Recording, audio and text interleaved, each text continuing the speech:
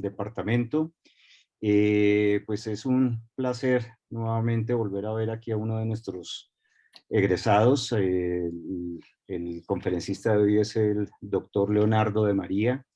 Y como siempre, pues daré un poco de historia de lo que ha hecho Leonardo en su carrera científica.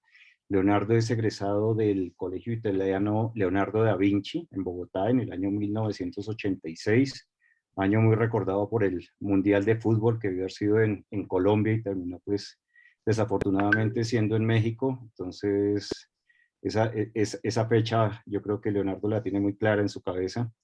Es egresado de física de la Universidad de los Andes, como ya lo comenté al principio. En el año 92 completó sus estudios de maestría en materia condensada en el año 1994 en la CISA de Trieste, en Italia, y su doctorado lo hizo en física teórica, lo terminó en el año 1998 en la Universidad de Trieste, en Italia. Ya después de terminar su doctorado, Leonardo hace dos estancias postdoctorales, una en la Universidad de Constance en Alemania y una de 3 años en la Universidad Libre de Bruselas en Bélgica. Desde el 2002 ya Leonardo pues, se radica en Escandinavia, en donde ha trabajado en varios proyectos de investigación para diferentes empresas de biotecnología y farmacéuticas. Leonardo es coautor de 40 artículos en revistas especializadas y además tiene un perfil muy interesante que es coinventor de 35 patentes. En la actualidad, Leonardo pues, se desempeña como el investigador principal en el Departamento de Química y Medicina de Terapia Respiratoria Primaria y en Inmunología del laboratorio de AstraZeneca, pues laboratorio famoso ahora por el tema de las vacunas. Y actualmente, pues Leonardo se encuentra trabajando en Gotemburgo, en Suecia. Entonces, pues Leonardo, es un placer tenerte aquí, volverte a ver y pues que los estudiantes vean lo que hacen nuestros egresados. Creo que les vas a dar muchas luces hacia dónde o hacia qué cosas también se pueden dedicar. Leonardo, entonces, pues adelante y bienvenido. Perfecto, Ferney, gracias. Y pues gracias a ti y al profesor Quiroga también por la invitación a participar y pues sería bueno poderlo hacerlo en persona alguna vez más adelante, pero pues por lo pronto al menos podemos hacerlo así pues virtual. Yo preparé una charla bastante divulgativa, así que pues es más bien contarles una historia interesante con algunos ejemplos interesantes y entonces significa que no voy a profundizar mucho en los detalles técnicos de algunas cosas y después pues con las preguntas vamos a ver cómo funciona. Esta es la única transparencia que tengo en español, las otras están en inglés. Pido disculpas por eso y también cuando me trabe con el español paso al inglés, entonces trataré de hacerlo en español todo el tiempo. Entonces, y un poco también digamos, con lo que hablé con Ferney, tengo una transparencia en que les doy un poquito más de detalles acerca de cómo pues cuál fue mi trayectoria desde que salí de Física de los Andes y luego, digamos, la charla se trata de hablar de materiales y de medicinas y de cómo se optimizan, digamos, o cómo se pueden optimizar esos materiales y esas medicinas y ponerlos un poco en este marco de lo que se conoce como el ciclo DMTA, Design, Make, Test and Analyze, que se los voy a explicar. Y luego los esfuerzos que se hacen para optimizar este ciclo de optimización y por qué es importante optimizarlo. Y un poco esta visión de futuro hacia estos sistemas autónomos que trabajan bastante sin intervención humana y un poco cuáles son algunos aspectos de lo que uno necesita para pues, ese tipo de sistemas a nivel de cómo representar las moléculas para que pues, un computador las pueda manejar y también cómo usar algoritmos computadores en la parte en la M y en la A, en Make y Analyze, en el DMTA Cycle, y un poco mostrarles esta visión de futuro, cómo se está materializando, al menos al interno de AstraZeneca, y un poco de conclusiones, perspectivas. Y yo creo que va a haber tiempo para preguntas al final de la charla, para que hagan preguntas. Bueno, entonces como Ferney ya lo dijo, yo salí de física en el 92, es un año redondo este año, que es mejor no hacer muchas cuentas así pues de los años. En ese entonces Ferney estaba por irse o se acababa de ir a Madrid a hacer su doctorado. Y cuando yo empecé en el 86 a física, en total en la carrera éramos como, no éramos más de 20 estudiantes de primero a décimo semestre. Ahora creo que en un semestre malo entran 20 estudiantes al primer semestre o algo así. O sea que las cosas han cambiado mucho. Y después de terminar en los Andes, me fui a hacer un máster a Italia. Mi padre era italiano y yo tenía pues un poco el jujuy de ir a Italia a vivir y a especializarme. Entonces ahí hice mi maestría y mi doctorado, siguiendo un poco la línea de trabajo que había comenzado con el profesor Quiroga de materia condensada teórica en mi licenciatura en los Andes. Y luego fui a un año a Alemania a hacer una estancia postdoctoral trabajando en estructura electrónica de polímeros. Y luego, digamos, el cambio importante fue en Bruselas con la profesora Shoshana Wodak, donde empecé a trabajar siempre usando el computador como herramienta, pero para trabajar en sistemas biológicos, en proteínas. Y a raíz de ese trabajo y pues cuando uno ya lleva el segundo postdoc, empieza a tomar un poco tiene que tomar decisiones, y decidí pues tratar de trabajar en la parte de empresas privadas, y tuve la suerte de entrar a una empresa danesa de biotecnología que se llama Novozymes, en donde empecé a hacer ingeniería de proteínas, soporte computacional en ingeniería de proteínas. Novozymes no es muy conocida porque es business to business, es decir, le vende a otras empresas los productos para que esas empresas los usen en sus productos, pero si ustedes toman un detergente cualquiera de un supermercado y miran y si hay enzimas en el detergente, esas enzimas vienen de Novozymes. Y si son un detergente líquido, una de esas proteasas hace parte de uno de los trabajos de optimización en los que yo estuve involucrado en Novozymes. Luego entré a otra empresa danesa que se llama Novo Nordisk, siempre usando el computador como herramienta para hacer ingeniería de proteínas, pero esta vez las proteínas no eran ya enzimas, sino eran medicinas para diabetes y para hemofilia. Y ya son 4 años que estoy acá en AstraZeneca, en Suecia, trabajando siempre en la parte de optimización de medicinas y de biomedicinas, y esta vez es en la parte de enfermedades de las vías respiratorias. Y después, bueno, eso es un poco como ya con más detalle lo que Ferney les comentó en la introducción. Bueno, ahora, materiales y medicinas, y pues acá yo escogí algunos ejemplos de materiales que pues usamos todos en la vida cotidiana, que hemos visto en nuestra vida cotidiana. En, en Roma hay una estructura que se llama el Panteón, que es una estructura que tiene pues casi 2 siglos, y aparte de ser una estructura muy hermosa, es un portento tecnológico de los romanos porque su cúpula está hecha en cemento, pero cemento no armado, es puro cemento. Entonces es una estructura bastante interesante y bastante importante también a nivel de lo que uno puede hacer con cemento no armado. Lo interesante es que el que se inventó el cemento armado, el cemento con hierro adentro, no fue un ingeniero que quería hacer edificios grandes, sino fue un jardinero que quería hacer materas grandes. Es un jardinero francés que a finales del siglo XIX tenía que hacer unas materas grandototas en la Francia monumental, en la París monumental, y pues esta fue la solución que él encontró a ese problema. Y ya más reciente, hace casi un siglo, y frutó un poco más de esos procesos de optimización de los que yo les voy a contar,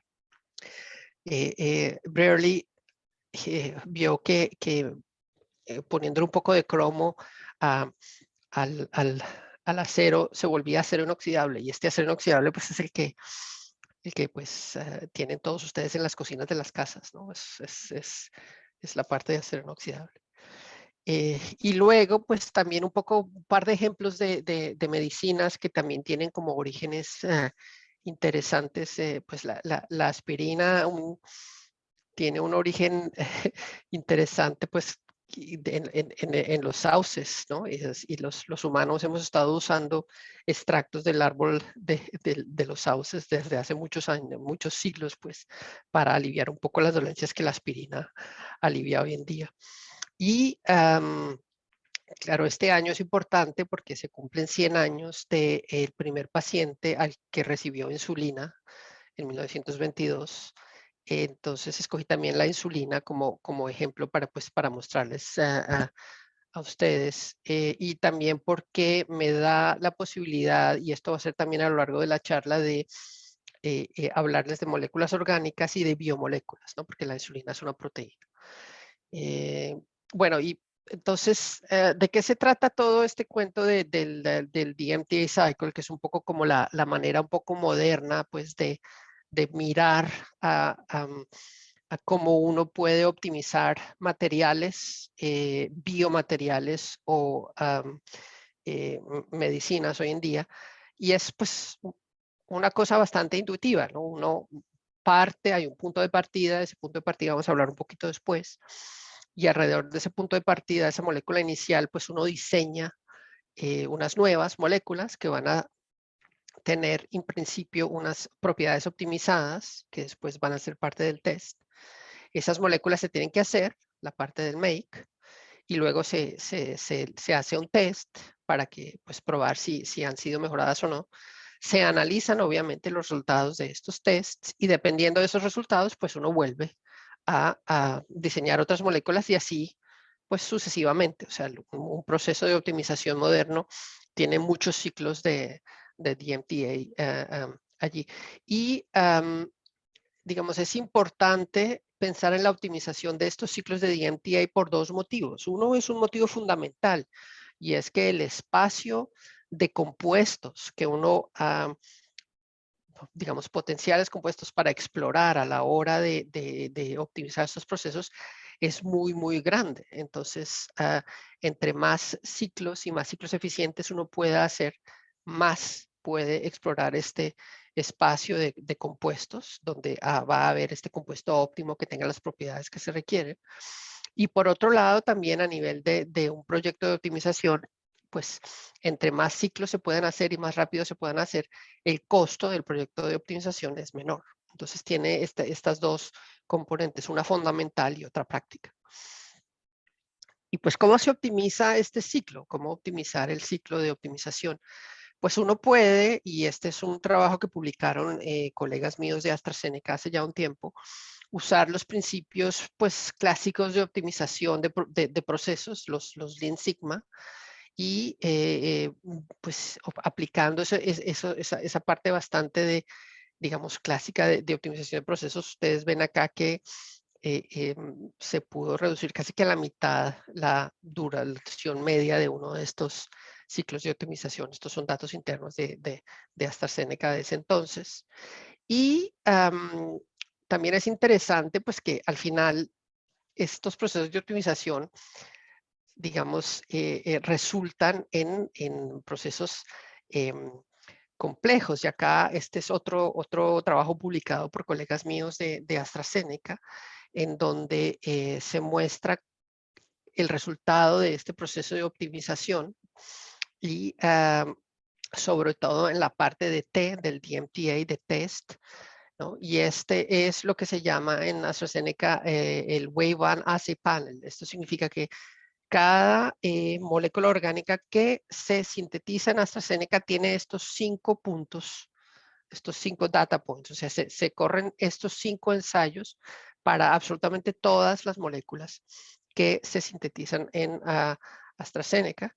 Esto se hace en Suecia, Entonces ya hay un nivel de complejidad porque nosotros tenemos sitios de investigación en Estados Unidos, en Inglaterra y en la misma Suecia.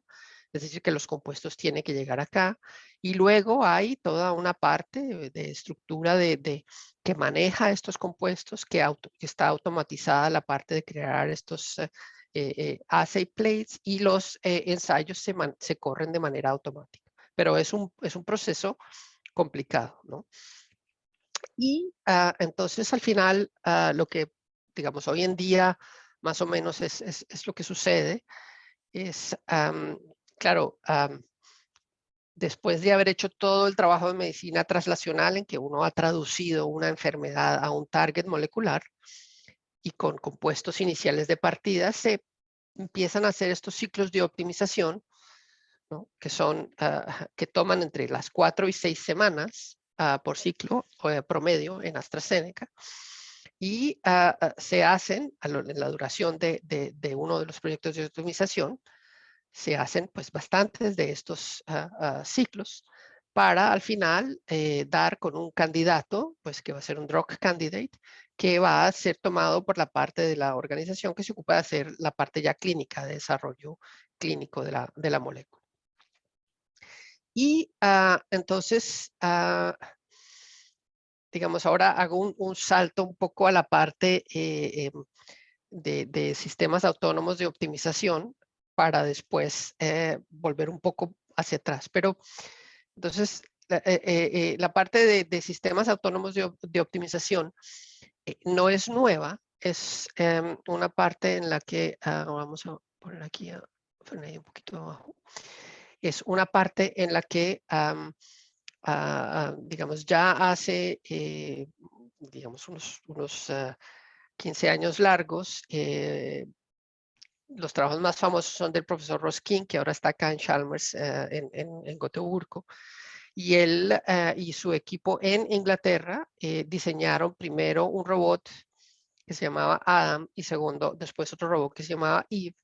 Y estos robots son robots que la idea era que hicieran una tarea. En el caso de Adam era de fundamentalmente biología molecular, y acá en Eve más de encontrar moléculas. Era un sistema de optimización a ciclo cerrado optimizado, en el que al final el robot, y déjenme volver atrás para confundirlos, este sistema fundamentalmente la idea es que la parte de diseño, de síntesis, los mismos experimentos, el análisis mismo y la decisión de cuáles son los siguientes compuestos que se hagan, está toda automatizada. Es decir, que la intervención humana se limita prácticamente al diseño inicial y después el sistema corre de manera independiente. Esto es una visión de futuro y estos fueron los primeros prototipos, y es como la visión extrema a la que, digamos, quiero que piensen, pero después les voy a comentar un poco los elementos que se están desarrollando para llegar un poco a acercarse a esa visión extrema. Y podemos también discutir, pues, la visión extrema de por sí. Es una área de investigación bastante activa, y hay muchos grupos académicos que están trabajando mucho en eso, y estos artículos, si tienen tiempo, sobre todo estos de la parte izquierda, los del profesor Klaus Jensen de MIT, y todo lo que está publicando Alan Aspuro-Gutzik, van en esa dirección. O sea, sobre todo Aspuro tiene pues esta meta de estos sistemas autónomos para ciencia de materiales y materiales fotovoltaicos. Y hay también los trabajos del profesor Schneider en Zurich, que son más enfocados a la parte de drug design. Entonces, y de alguna manera, digamos, a donde se va a llegar, y es un poco la visión que Schneider pone en sus artículos, es una parte en la que obviamente haya una intervención de un ingeniero y un científico en este proceso, pero que haya también pues una colaboración estrecha entre este científico y las máquinas entendidas en sentido bastante amplio, pues, de los robots que van a manejar todas las muestras y también los algoritmos que van a decidir muchas cosas en el proceso. Y lo que yo les quiero contar ahora un poco como más en detalle son unos esfuerzos que se están haciendo acá en AstraZeneca para ver cómo usando inteligencia artificial, machine learning, uno puede empezar a digamos, trabajar en la parte de diseño, en la parte de síntesis y también les voy a comentar un poco la parte de análisis y de test, ¿no? Teniendo siempre en mente esa visión extrema de un sistema autónomo, pero siendo pragmáticos para, dentro de lo que sucede hoy en día, tratar de ver cómo se optimiza. Y para esto necesito primero, pues, tratar de explicarles cómo uno puede hacer que un computador maneje moléculas orgánicas, o sea, cómo es la forma de alguna manera de digitalizar esas moléculas orgánicas.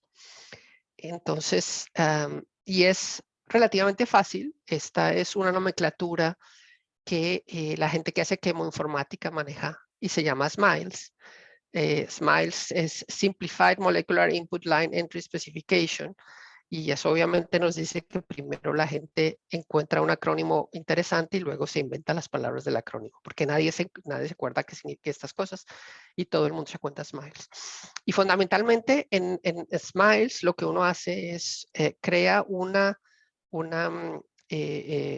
string de caracteres que codifica la información de la composición de una molécula orgánica y de cómo están unidos los átomos de esa molécula orgánica. Obviamente no los átomos de hidrógeno, ¿no? Estos son los átomos pesados. Y al final lo que uno tiene es una información unidimensional que tiene el contenido, pues, de la estructura química de esta molécula. Aquí hay ejemplos muy sencillos de una cadena alifática, un anillo no aromático y un anillo aromático. Y si quieren jugar con estos, hay un montón de herramientas en línea para que pues uno pueda hacer pasar de una representación a otra. Y para los que les gusta cacharrear, Python tiene un paquete muy bueno que se llama RDKit, donde pueden también jugar con estas cosas. Entonces, al final lo que tenemos es una molécula orgánica que se transforma en, digamos, la información de esta molécula orgánica, de la conectividad y la composición, está codificada en una información unidimensional secuencial, ¿no? Y ahí es donde, digamos, fue la idea interesante que tuvo la gente que trabaja en Natural Language Processing, que es un método de inteligencia artificial que ustedes usan todos los días. Si ustedes no son como yo, que yo odio esta vaina en el celular, pero si ustedes le permiten a su celular que les diga cuál es la palabra que sigue, el celular lo que está usando es un algoritmo de inteligencia artificial de Natural Language Processing y Natural Language Generation. Y lo que ha hecho el algoritmo es, obviamente, estudiarse un diccionario de frases y estudiar la distribución de probabilidad dada una palabra, cuál es la probabilidad de que haya una palabra siguiente, ¿no? Entonces, en este caso, el ejemplo fácil es este, ¿no? Es completar una frase, ¿no? Entonces, dadas estas palabras, el algoritmo con teoría de probabilidad condicional y machine learning aprende qué es lo que sigue. Y es lo mismo, ¿no? O sea, lo que el algoritmo aprende la gramática de un idioma y este algoritmo aprende la gramática de una cadena de caracteres SMILES. Y del mismo modo, este algoritmo puede aprender gramática de una cadena de caracteres que representa una proteína, son los aminoácidos, o ácidos nucleicos, por ejemplo. O también notas de una partitura musical. Son informaciones unidimensionales secuenciales. Entonces, estos son detalles técnicos. Voy a pasar rápidos por ellos. De cómo está estructurada la neural network. Porque tampoco soy un experto en esto. Como dije al principio, les quiero introducir un poco de argumentos interesantes para pensar. Entonces, esta es un poco la estructura de estas recurrent neural networks, neural networks recursivas, que son los que se usan en Natural Language Processing. Bien, ahora hay otra etapa, pues otro step para la parte de codificar la información, y es lo que se llama tokenization o one-hot encoding, y fundamentalmente uno tiene, digamos, la frase que quiere codificar en el eje horizontal, y en el eje vertical tiene el diccionario. En este caso es el diccionario de símbolos, y estos son todos los símbolos, o sea, sigue. Y esto que se llama one-hot encoding simplemente es, para cada una de las posiciones, asigna un 1 o un 0 dependiendo del carácter que esté. Y luego, digamos, pone estas, uno tiene este vector unidimensional de unos y ceros que ha codificado digamos, los smiles que codifican a la molécula. Ok, ahora uno entrena una Recursive Neural Network en esto, y les voy a mostrar cómo funciona. La Neural Network, digamos, está la probabilidad, ¿no? Esta es la probabilidad de que el primer carácter, y en general este trabajo se entrenaron sobre 1,5 millones digamos, de estas cadenas Smiles. Se entrenó el algoritmo, y dada, digamos, los primeros caracteres, van a ver ustedes acá cómo se forma la molécula. Y ahora empieza a adivinarlos, ¿no? Dependiendo con la distribución de probabilidad, y que tiene en cuenta lo que ha estado saliendo con anterioridad, ¿no? Es una distribución de probabilidad condicional, y que el modelo logra adivinar. Y al final lo que uno tiene es una molécula orgánica, pues que tiene sentido, ¿no? Ahora, lo interesante de este proceso generativo es que uno puede usar otra técnica de machine learning que se llama reinforcement learning, y es un poco como, de alguna manera, si quieren, el primer algoritmo aprende lo que es el castellano, y el segundo algoritmo va a empezar a aprender un poco de dialectos, el dialecto bogotano, el paisa, el costeño. En este caso, por ejemplo, la parte siguiente, lo que le vamos a pedir al algoritmo es que genere moléculas que sean semejantes a esta. Entonces tenemos una métrica de semejanza de moléculas pequeñas, de moléculas orgánicas, y este es el punto de partida, y ustedes van a ver ahora cómo el algoritmo, y no que genere moléculas exactamente como esta, sino que genere moléculas semejantes a esta. Entonces, ahora empieza a correr el algoritmo. Estos son los ciclos, ¿no? Y al final, ustedes van a ver que las moléculas que va generando se parecen cada vez más a esta molécula, que es un inhibidor de quinasa que está comercializado. Y al final, el algoritmo ha aprendido a generar estas moléculas semejantes. Este es el score del reinforcement, ¿no? Ahora va a parar, y cuando pare, ustedes van a poder ver que, digamos, estas moléculas que ha generado se parecen a esta en cierto sentido. Tienen ciertos grupos funcionales que son semejantes, pero no es idéntica, que es lo importante. Empieza a explorar este espacio de compuestos. Y uno puede usar reinforcement learning para, por ejemplo, pedir que genere moléculas que no tengan azufre, por ejemplo, por algún motivo uno no quiere que tengan azufre.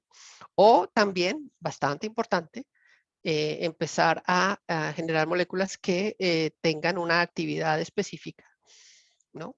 Entonces uno tiene datos experimentales de moléculas y esto es fundamental en todo esto, se necesitan datos, obviamente.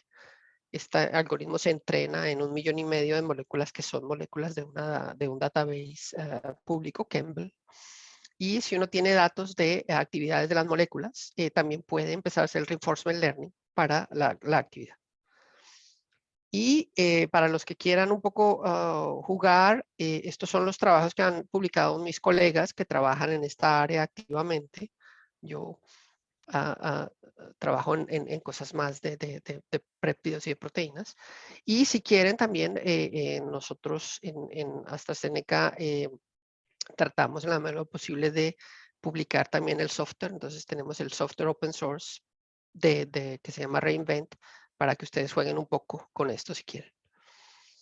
Bueno, y esto tiene la ventaja, obviamente, comparada con los métodos clásicos que existían una vez, que son más rígidos, en los que uno decide cuáles son los building blocks, los bloques de Lego, decide la síntesis y al final, digamos, genera una librería más limitada, mientras que este tipo de algoritmos da una flexibilidad muy grande y permite explorar de manera bastante, para ser redundante, flexible, estos espacios de moléculas. Y de nuevo, les he hecho un ejemplo que es lo que está más avanzado en AstraZeneca, que es con moléculas orgánicas, pero también estamos trabajando en proteínas y en ácidos nucleicos de la misma manera, porque son informaciones unidimensionales, ¿no? Ok. Ahora, siempre pensando en este ciclo de DMTA, está la parte, obviamente, el computador empieza a generar este tipo de moléculas y pues estas moléculas, si uno quiere tener un ciclo de DMTA que sea ágil, necesita poder hacerlas, se necesita poderlas sintetizar. Y esta también es otra parte bastante activa de investigación en la que la inteligencia artificial empieza a jugar un papel importante y es la parte que se llama de retrosíntesis. Dada una molécula orgánica objetivo que ha sido, por ejemplo, predicha por el ordenador o ha sido una molécula que digamos, se quiere sintetizar, ¿no? En este caso, la que está acá en la mitad. Estos algoritmos encuentran de manera efectiva cuáles son las rutas más efectivas para sintetizarla, ¿no? Aquí hay todas unas rutas, aparte de Aspur trabaja siempre en cosas de materiales y de química inorgánica, y esta es la parte que mis colegas han estado desarrollando de parte de química orgánica y de nuevo, si quieren bajarse el código y jugar con él, aquí está pues disponible. Y la parte, de nuevo, esto es un poco más en detalle, la parte que se llama Reaction Informatics, obviamente necesita datos de entrada de reacciones químicas. Estas reacciones pues son las que tenemos nosotros disponibles al interno de AstraZeneca a través de los, digamos, libros electrónicos de laboratorio, que son los que mis colegas que hacen experimentos documentan todo su trabajo. Y también todas las reacciones químicas que uno pues están reportadas en la literatura y también las que están obviamente reportadas en la parte de patentes, ¿no? Y en el centro de esta transparencia hay una parte fundamental que es de la que habla muy poco todo el mundo, es la parte de data curation, o sea, asegurarse que los datos sean estén justos y estén buenos para que los algoritmos los aprendan, porque el algoritmo aprende lo que los datos están ahí, entonces esto es fundamental. Ok, esta pasémosla muy rápida porque son los detalles un poquito más de cómo funcionan estos algoritmos, pero aquí si se las muestro mucho van a ser preguntas que no voy a poder contestar. Y al final esta otra parte que es bastante importante es la parte de analizar, o sea, cómo los algoritmos de inteligencia artificial empiezan a jugar también un papel importante allí.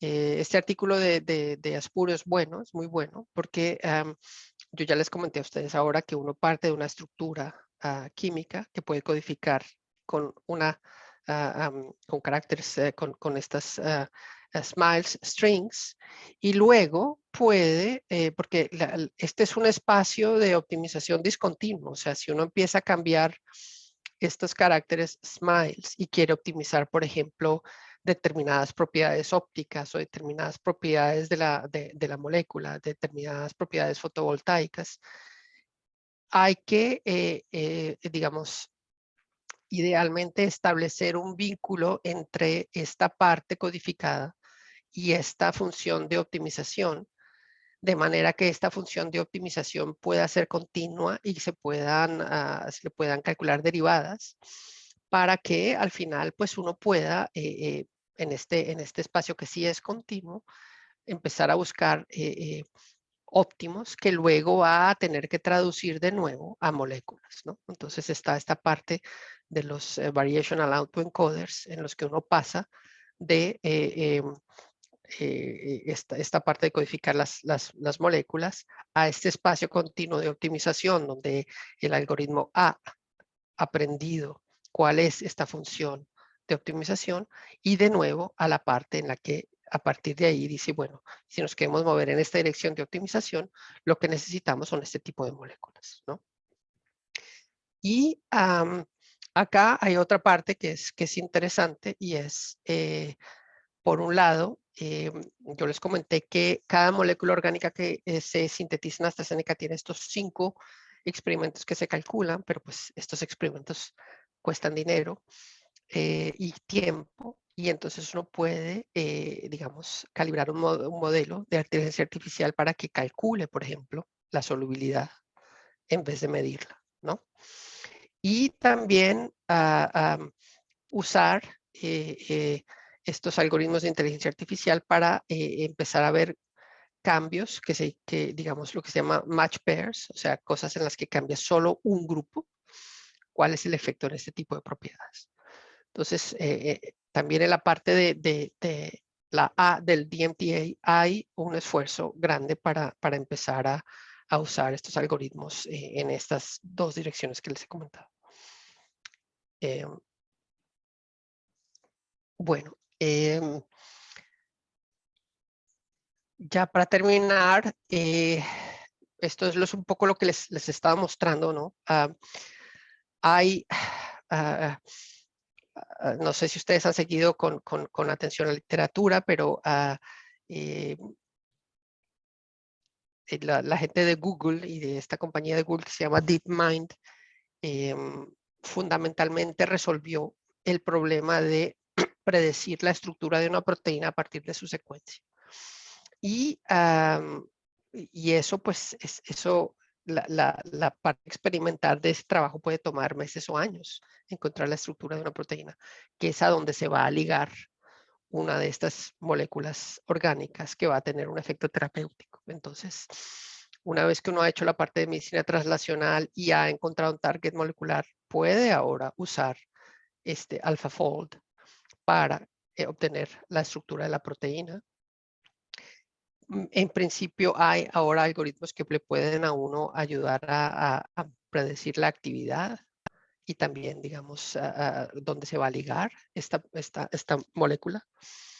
Obviamente, lo que les comenté, la parte de predicción de la Reaction Informatics también, y la parte también de las que ya les hablé de encontrar unas nuevas moléculas, cómo navegar estos espacios químicos muy grandes.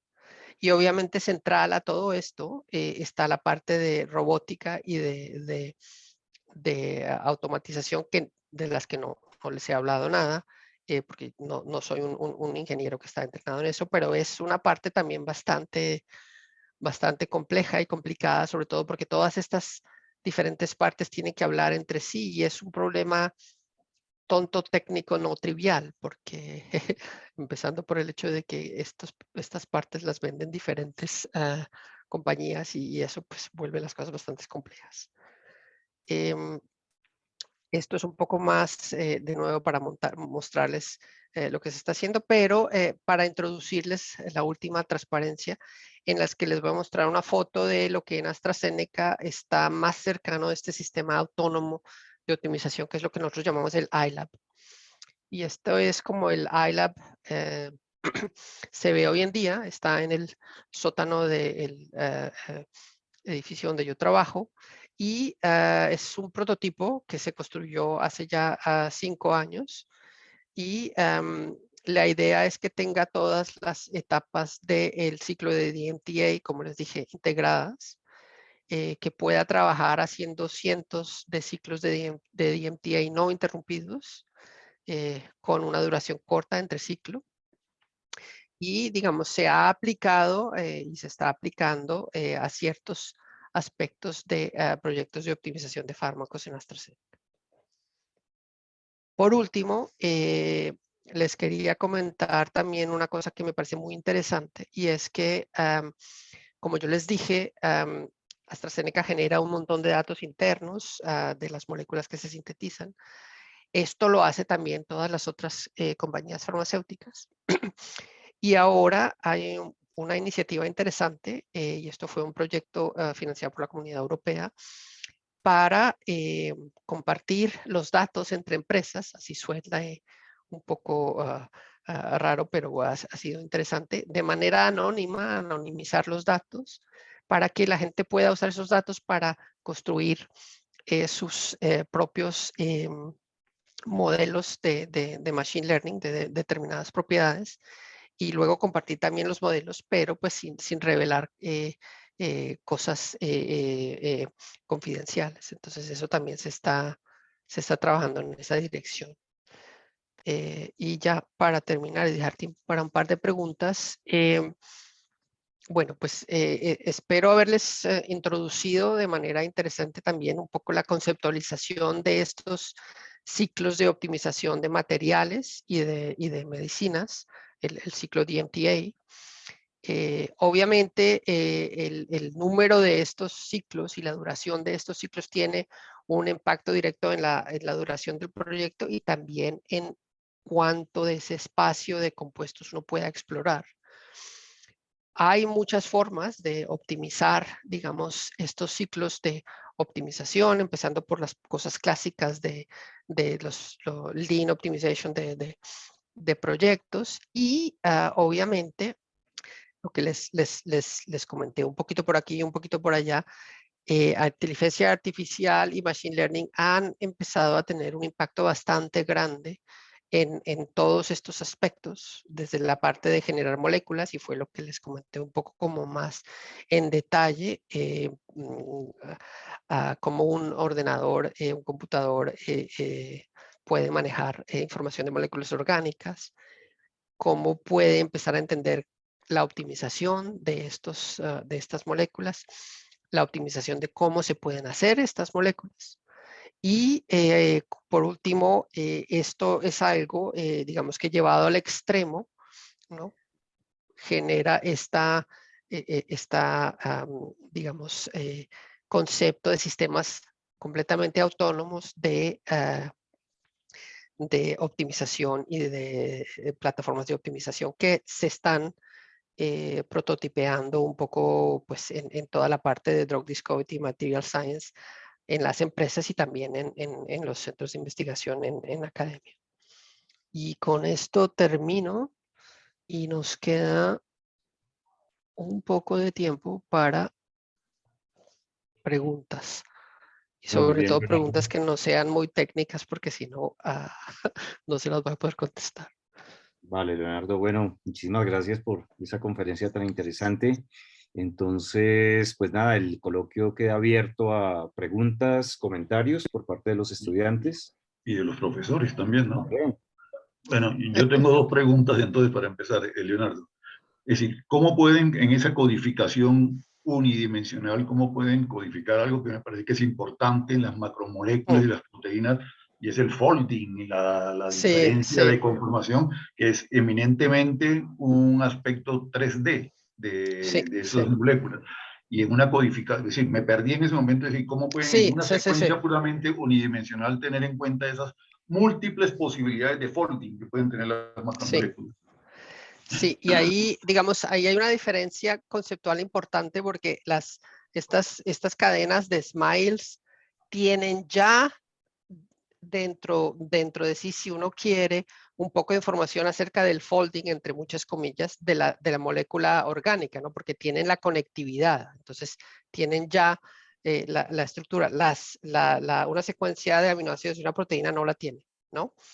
Entonces, digamos, esta parte de pasar de secuencia a estructura para las moléculas grandes, las proteínas, es harina de otro costal, ¿no? Y eso fue lo que al final la gente de AlphaFold resolvió. Y es simplemente lo que hacen ahí es, primero, tienen 50 años de captura de estructuras de proteínas de todo el mundo en el PDB. Ellos tienen la base de datos accesible para todo el mundo, que son las estructuras de proteínas. Y por otro lado, hay una parte muy importante con proteínas, y es que el espacio de secuencias es mucho más grande al espacio tridimensional, es decir, los fold, la estructura tridimensional de las proteínas. Hay menos estructuras tridimensionales posibles que secuencias posibles. Entonces, al final, una información importante es, a partir de la estructura, digamos, de la secuencia de la proteína que uno quiere tener una estructura tridimensional predicha, hace un alineamiento con todas las otras secuencias que se han encontrado en la naturaleza que tienen, digamos, bastante semejanza, y a partir de ahí empieza a estudiar la parte de cómo varían, la parte de covariancia de los diferentes aminoácidos, porque si hay dos aminoácidos que covarían, es decir, que en el alineamiento uno tiene, por ejemplo, que este es una tirosina y este es una serina, y luego cambia en el alineamiento y hay otros homólogos que tienen un triptofán y una alanina. Esta información de coevolución en la secuencia se transforma a proximidad física, y entonces, usando el PDB y las secuencias, ellos empiezan a tener esta información de cómo está dado el fold, ¿no? Pero eso fue lo que la gente de AlphaFold hizo, pero es un trabajo bastante grande. Entonces, al final, digamos, lo que ahora uno tiene desde un punto de vista práctico, profe, es uno tiene este algoritmo de AlphaFold, le da la secuencia y este algoritmo se demora un par de horas y le da una estructura tridimensional predicha de altísima calidad, ¿no? Que se puede empezar a pensar de usar para diseño de fármacos. Entonces, si estaba perdido era por una buena razón, porque hay un problema muy grande por detrás que fue la gente de AlphaFold que resolvieron ellos, ¿no? Bueno, y no sé si me dan tiempo para una pregunta Sí, última y pequeña, para no quitarle tiempo a las preguntas de los estudiantes. Es decir, indudablemente uno oye todo lo que has contado y esos son problemas complicadísimos, problemas de macromoléculas, y esos son problemas tremendamente complicados, y más que tienen en últimas la parte de tener que interactuar con los seres vivos, ¿sí? Van a servir como drogas, y si no es nada trivial, yo creo, desde ningún punto de vista acepto este trabajo. Y yo me pregunto cómo, con todo este esfuerzo que han hecho los que trabajan en ese tipo de línea, cómo, por ejemplo, si volvemos a materia condensada, que los sistemas son muchísimo más sencillos, ¿sí? ¿Por qué no ha sido todavía implementada esta filosofía de trabajo, de cálculo, por ejemplo, para descubrir un superconductor de temperatura ambiente? ¿Sí? Que seguramente es mucho más sencillo que hacer todas estas manipulaciones en moléculas. ¿Sí? Si tengo Sí, entendido, pues pues, que hay esfuerzos en la comunidad de materia condensada de aplicar esta metodología de inteligencia artificial y de machine learning a encontrar diversas propiedades de materiales, pero indudablemente los materiales con los que trabajamos en materia condensada son muchísimo más simples que estos macromoléculas. ¿Sí? Entonces, no sé si tienes alguna información al respecto, si hay algún intento en esa dirección, más allá de lo que yo así vagamente recuerdo haber visto. pues digamos, Aspuru, él está trabajando mucho en la parte de materiales, ¿no? Ellos están trabajando en la parte de materiales y la parte de fotovoltaico, baterías, energías limpias y tal.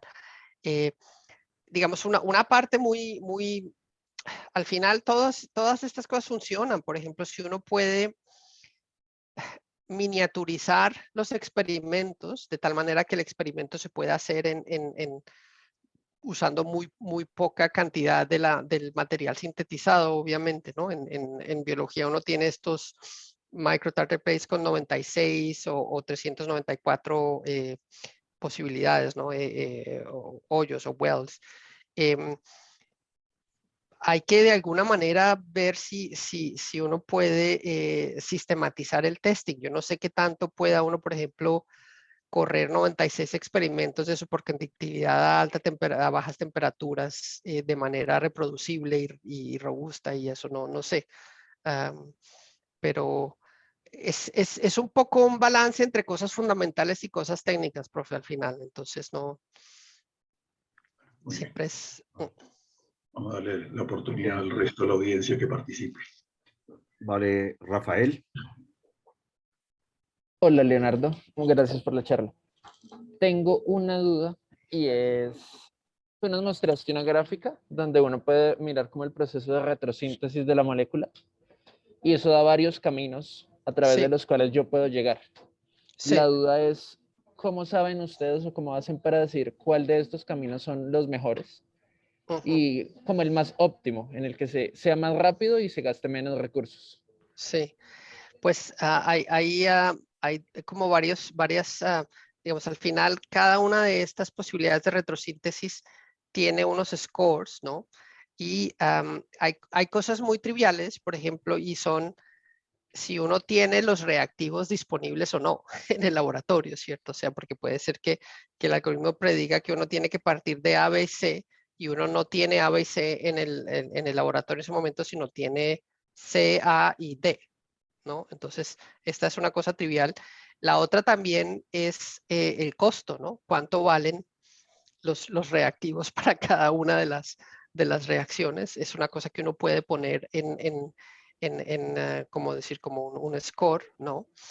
Y no sé si ellos también tengan como una medida de la complejidad, pues, o sea, si el número de steps y todo eso. O sea que hay formas, digamos, de asociarle a las diferentes posibilidades unos scores que al final permitan hacerle como un ranking, ¿no? Y decir, bueno, estas son como las mejores posibilidades para probar, ¿no?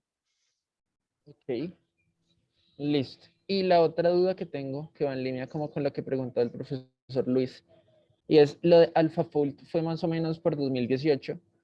Actualmente ustedes están utilizando esa información que hizo disponible AlphaFold y es de predecir esa tridimensionalidad de las moléculas para entrenar los modelos que ustedes usan actualmente, o todavía no han hecho como ese match entre lo que ellos hicieron y lo que ustedes hacen ahora. Sí, bueno, con AlphaFold hubo un primer problema, digamos, de licencia, porque la primera versión de AlphaFold que fue puesta a disposición de la gente no estaba a disposición de empresas privadas, ¿no? Entonces nosotros no la podíamos usar, ¿no?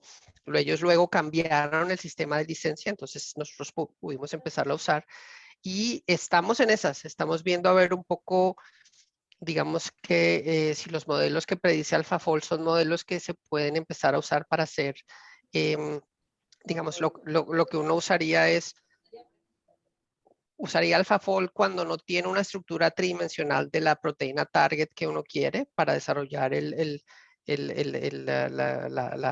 medicina que necesita.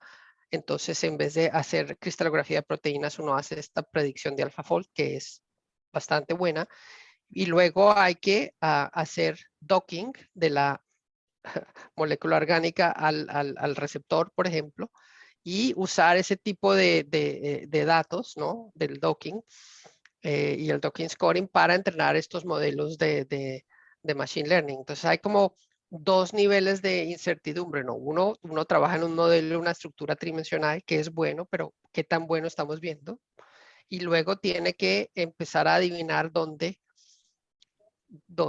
queda la molécula pequeña. Entonces, al final es es, digamos, son como estos dos niveles de incertidumbre que no lo estamos usando de manera sistemática para entrenar modelos de Machine Learning que podrían aprender el docking, el score, ¿no? Porque al final no nos genera todavía suficiente confianza de que es la cosa justa, ¿no? Ok, listo, entiendo. Muchas gracias, Leonardo.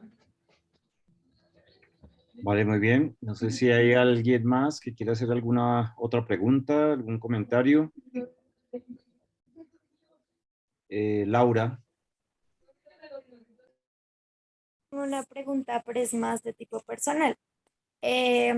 Pues tengo entendido que tú en el pregrado, maestría, doctorado, trabajaste más en el área de materia condensada, pero pues no sé, me da curiosidad ver cómo llegaste a trabajar en este tema de biología de sistemas, biología molecular, y si ha sido como un aprendizaje complicado, pues en ese sentido, porque a pesar de que lo que tú haces es más como computacional, igual uno debe conocer ciertos conceptos, entonces no sé, quisiera saber más de esa parte. Sí, bueno, pues obviamente mi opinión es sesgada por mi experiencia, pero y yo creo que para mí ha sido fundamental tener unas bases teóricas buenas y eso veo pues que en eso un buen pregrado en física ha sido fundamental y los textos que nosotros usamos, yo no sé qué textos usa usted en el pregrado, pero los textos que nosotros usamos eran textos duros, pues eran textos así pues que uno la sudaba. Em, y digamos, entonces todas las bases estaban ahí de mecánica estadística, de termodinámica. Claro, había que aprender la parte específica, ¿no? En mi caso era la parte de estructura de proteínas, secuencia de proteínas. em, y pues al final eso fue lo que me tocó aprender, claro, eso fue en el postdoc en Bruselas. Y digamos que mi director de trabajo en el postdoc, Shoshana Wodak, la profesora Wodak, ella simplemente dijo, a mí no me interesa que usted sepa proteínas o que usted sepa nada de bioquímica, me interesa que usted sepa de física y el resto lo aprende sobre la marcha, ¿no? Y al final, o sea que para ella fue mucho más importante que yo tuviera unas bases sólidas y el resto lo aprendí sobre la marcha. Lo estoy aprendiendo sobre la marcha todavía, pues. Y Entonces, ¿crees que para eh, iniciar y trabajar en la industria en una compañía tan grande como es en la que estás trabajando ahorita, no es tan necesario ser microbiólogo, químico, bioquímico, sino más bien como con ciertas características, como cuatro? Pues depende mucho de cuándo uno quiere empezar a trabajar, ¿no? O sea, si uno quiere empezar a trabajar inmediatamente después del pregrado o después de un posgrado, ¿no? Entonces, nosotros tenemos dos puntos de entrada. Tenemos un punto de entrada se llama el programa para graduados, que es para gente que acaba de terminar, digamos, una maestría. Es un programa de 2 años en lo que la gente puede entrar a trabajar, tiene 3 rotaciones de 8 meses y en esas rotaciones, en cada rotación hace un trabajo de investigación pues que nosotros los staff scientists hemos sugerido. Em, Ahí simplemente uno tiene que tener una buena formación pues de pregrado de maestría, ¿no? Eh, General. Después, a la hora de entrar ya más adelante, las posiciones permanentes, ahí buscamos gente que tenga experiencia más específica, ¿no? Un doctorado o un postdoctorado, ¿no? Entonces ahí ya uno está más definido. Entonces son como esas dos cosas. Vale, muchas gracias. Muy chévere la charla. Vale, muy bien. No sé si hay alguna otra pregunta, algún otro comentario. A mí de pronto me queda una duda. Qué pena volver a Rafael, tomar la palabra. dale, Y Rafael. es, tú ahora trabajas en AstraZeneca, ¿cierto? Ujú. ¿Qué porcentaje de este campo de inteligencia artificial y machine learning utilizaron para el desarrollo de las vacunas COVID que desarrolló esta empresa? ¿Y qué tanto, si sí lo usaron, facilitó a que el desarrollo hubiera sido como en tan corto tiempo? Sí, esa es una buena pregunta y digamos, la vacuna, toda la parte de investigación fundamental de la vacuna la hizo la Universidad de Oxford, ¿no? O sea, la Universidad de Oxford hizo toda la parte en la que ya la vacuna prototipo estaba lista y se había probado en animales, pues que es, digamos, la etapa fundamental. AstraZeneca entró ya a la parte del desarrollo, ¿no? Que es la producción y los ensayos clínicos en gente, ¿no? Y esa no es la parte donde yo trabajo en la parte más de investigación temprana, pues es decir, el equivalente a lo que Oxford hizo, o sea que no te puedo contestar a la pregunta de cuánto se usó inteligencia artificial para el desarrollo porque no estuve involucrado directamente y tampoco lo que pasó después porque me pasó por encima y le llegó a mis colegas que hacen la parte de ensayos clínicos y de producción. Lo que sí puedo comentar es que, digamos, también en la parte de ensayos clínicos y de producción se está usando muchísima inteligencia artificial, obviamente, digamos, toda la parte, por ejemplo, de imágenes de tejidos, ¿no? Que llegan de los ensayos clínicos o radiografías o sea, todo lo que es cosas que tienen mucha información. Obviamente hay un montón de gente trabajando en tratar de hacer esos análisis de manera más rápida y más eficiente con algoritmos de inteligencia artificial. Listo. Muchas gracias, Leonardo. Muy bien. ¿Alguna otra pregunta? ¿Algún otro comentario? Yo tendría una última pregunta, Leonardo, y es todo esto que has comentado sobre el diseño de moléculas y demás, pues va orientado hacia medicina, hacia que una persona se tome la pastilla adecuada para lo que le va a afectar y demás. Suena todo esto como que ya todas las estructuras están bien definidas, sin embargo, cualquier organismo vivo responde diferente a cualquier medicamento que se haga. ¿Hasta qué punto todo este tema de inteligencia artificial y machine learning se vuelve dinámico? Porque estamos tratando como con organismos vivos, ¿no? No con una cosa de materia condensada que eso ya está definido y se acabó, sino que tiene que interactuar con un medio. Y los medios usualmente son organismos vivos y son distintos. ¿Qué tan eficiente es todo esto? O sea, ¿qué tanto puede decir uno que esto ya es la panacea, pues? No, no es la panacea para nada. O sea, es muy...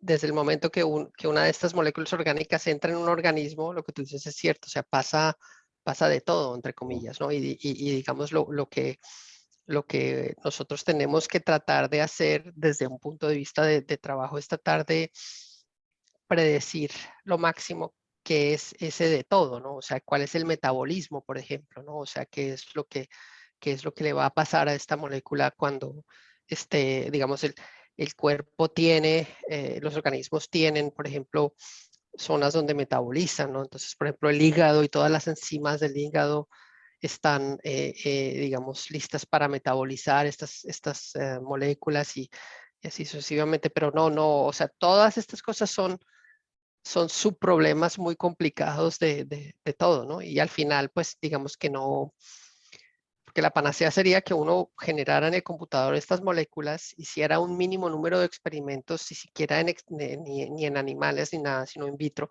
y le diera la pastilla a la gente y funciona. Y eso, eso no, yo no me tomaría esa pastilla, pues. Entonces,